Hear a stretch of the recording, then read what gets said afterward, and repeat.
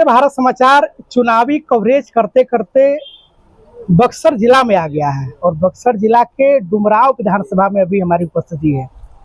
डुमरांव विधानसभा के बारे में बता दूं कि यहाँ की भौगोलिक स्थिति जो है बहुत ही संपन्न रही है।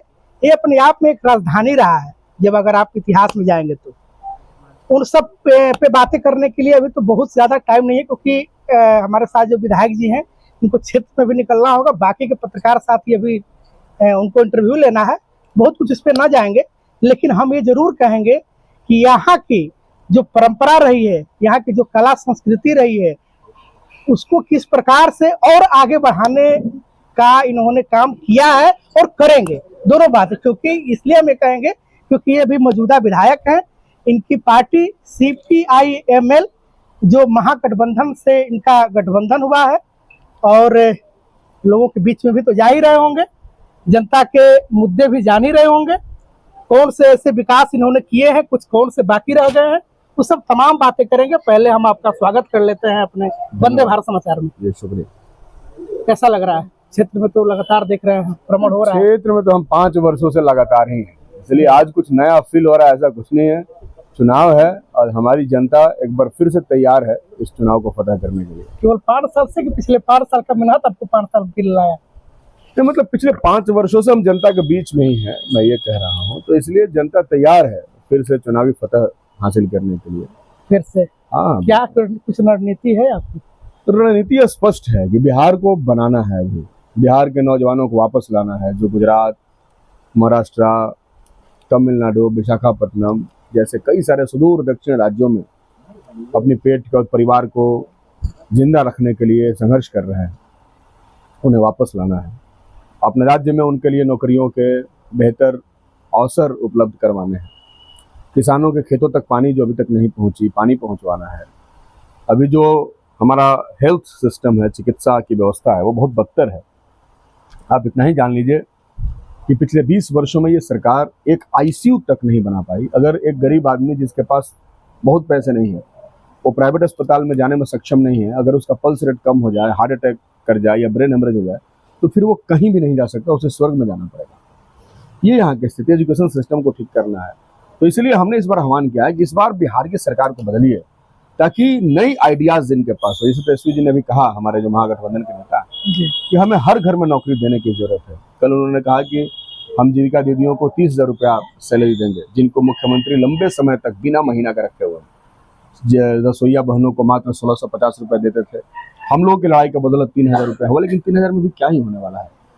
विधवा को, दिव्यांगों को पेंशन 400 रुपये मिलता था। हमारी लड़ाई के वजह से उनको झुकना पड़ा और उन्होंने कुछ 1100 किया, जो कि बहुत उससे कामयाबी नहीं मिलेगी। इन सबको बेहतर करना, एक बेहतर जीवन देना है।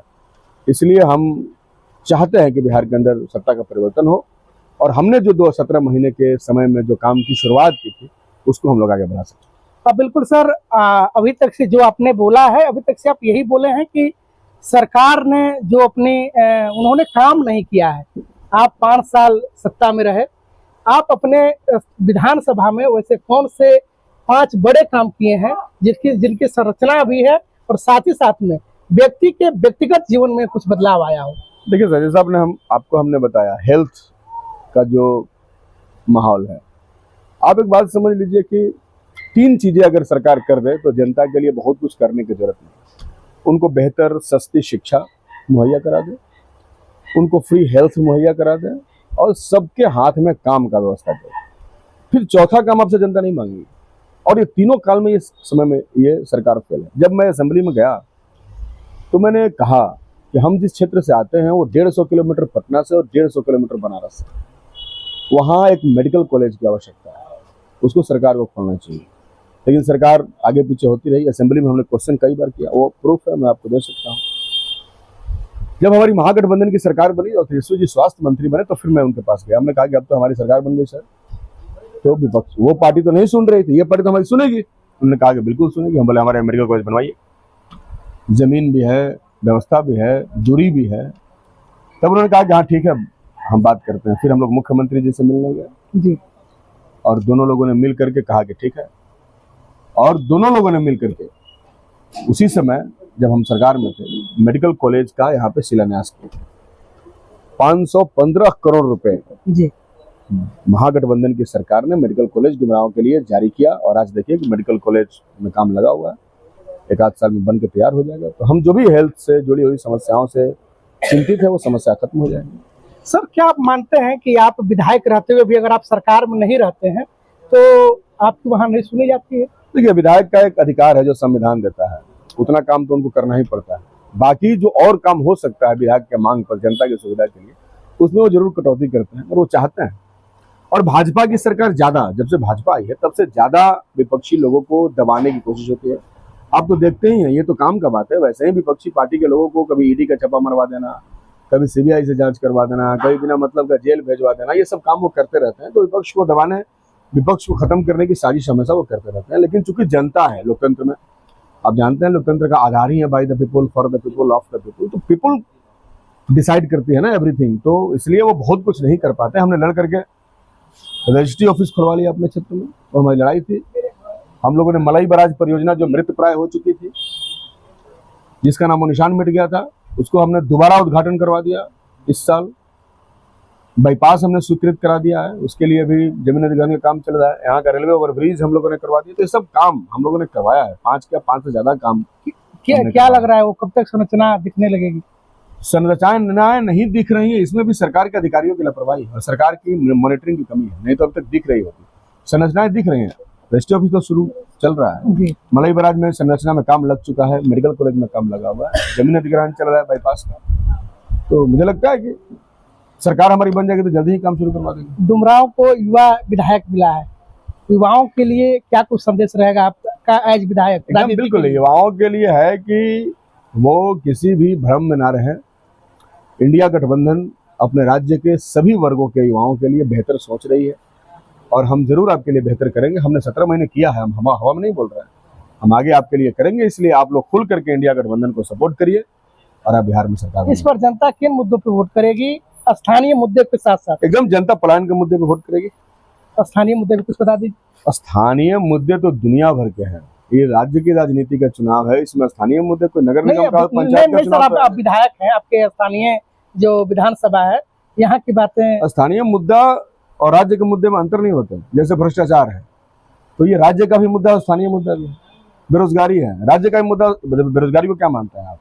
ये स्थानीय मुद्दा नहीं है? बिल्कुल है। जिस मुद्दे से स्थानीय लोग प्रभावित हो, स्थानीय मुद्दा है। तो हेल्थ का इंफ्रास्ट्रक्चर नहीं है, हमारे इलाके में डॉक्टर्स नहीं है। डुमरांव विधानसभा में जितने अस्पताल हैं, अनुमंडल अस्पताल से लेकर पीएससी, एपीएससी, सीएससी तक, उस सब में 65 डॉक्टर का पद सैंक्शन है और मात्र 17 डॉक्टर पोस्टेड है। उसमें भी 3-4 डॉक्टर हमेशा छुट्टी में रहते हैं, और ये पूरे बिहार के अस्पतालों की स्थिति है। सर, एक नारा हम लोग सुने थे आज के बहुत पहले, लाल सलाम। सर, लाल सलाम नारा का थोड़ा सा हमें मतलब बता दीजिए। पहले सुने थे, आज नहीं सुनते हैं क्या? नहीं, आज भी सुनते हैं, लेकिन पहले से सुनते आ रहे हैं। मेरा कहने का मतलब ये दुखद है कि लोग लाल सलाम नारे का मतलब आज तक नहीं समझ पाए। आरएसएस और कम्युनिस्ट पार्टी लगभग एक ही समय में इस देश में बनी, 1925 में, लेकिन आप उनके नारे का मतलब तो ठीक से समझते हैं, और कम्युनिस्टों के नारे का मतलब आप नहीं समझते हैं। ये बात हमको समझ में नहीं। लाल सलाम का मतलब हमको सर बता। लाल सलाम ही तो कम्युनिस्टों का नारा है। ठीक है सर, लाल सलाम आजकल के युवा उसको क्या समझे? लाल सलाम को आजकल के युवा आरएसएस के नारा को क्या समझते हैं? सर, वो उससे हम प्रश्न कर लेंगे। वो एक सलाम है सर, सलाम प्रणाम आदाब होता है ना, वही तो लाल समझना। लाल मतलब बदलाव, रेवोल्यूशन। जी, वही चीज हम जानना चाहते हैं। हाँ, तो रेवोल्यूशन है, रेवोल्यूशन को हम सलाम करते हैं। हम हमेशा चाहते हैं कि रेवोल्यूशन होता रहे। सर, आपके यहाँ माँ गंगा है, माँ गंगा के पानी से बराबर जो उपजाऊ जो जमीन है उसकी कटौती होती जा रही है, तो उसको किस प्रकार से बचा रहे हैं? माँ गंगा को तो मोदी जी ने बेच दिया। नमामि गंगे परियोजनाएं फेल हो चुकी, गंगा के नाम पर अरबों खरबों रुपए निकाले गए, सबके बारे नारे हो गए। पीएम केयर फंड में पास जब पैसा डाले गए कि भाई गंगा जी पे खर्च होगा, उसका कोई हिसाब किताब आज तक नहीं दिया। तो गंगा जी को तो सिर्फ ये माँ कहते हैं, लेकिन गंगा जी के साथ इनका कोई स्नेह और प्रेम नहीं है। ये इस इलाके के जीवन दायिनी है, इसलिए माँ का दर्जा हमने उनको दिया है। तो उनको संरक्षण करने का काम सरकारों को करना चाहिए, लेकिन सरकार ने किया नहीं, आगे उनको करना चाहिए। इस बार आपकी लड़ाई किससे है? हमारी लड़ाई तो सीधे एनडीए से है।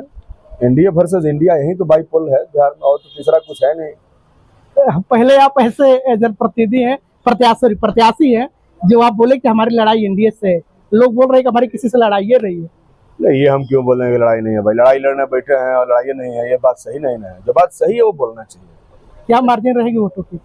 ये मार्जिन मैं तो नहीं बता सकता, मैं कोई भविष्यवक्ता नहीं हूँ, लेकिन अच्छा खासा मार्जिन रहना चाहिए, रहना जनता तय करेगी। हाँ बिल्कुल। हमारे चैनल के माध्यम से जितने यहाँ के डुमरांव के जनता है उससे आप क्या कुछ अपील करना चाहिए? उनसे मैं ही कहना चाहते हैं कि हमें पलायन को खत्म करना है, अपने भाइयों को वापस बुलाना है, किसानों के खेतों तक पानी पहुंचाना है, सबको बेहतर चिकित्सा, बेहतर शिक्षा की व्यवस्था करनी है और 20 वर्षों के कुशासन से बिहार को मुक्त करना है। इसलिए आप इंडिया गठबंधन, महागठबंधन की सरकार बनाइए। सर आप अपने 2 कमियों के बारे में बताएं।